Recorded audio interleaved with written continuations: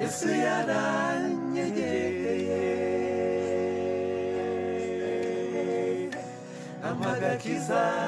k'ubuntu nzahora nshima izina rye nzahora nshima izina rye nzahora nshima izina rye nzahora nshima izina rye nzahora nshima izina rye nzahora nshima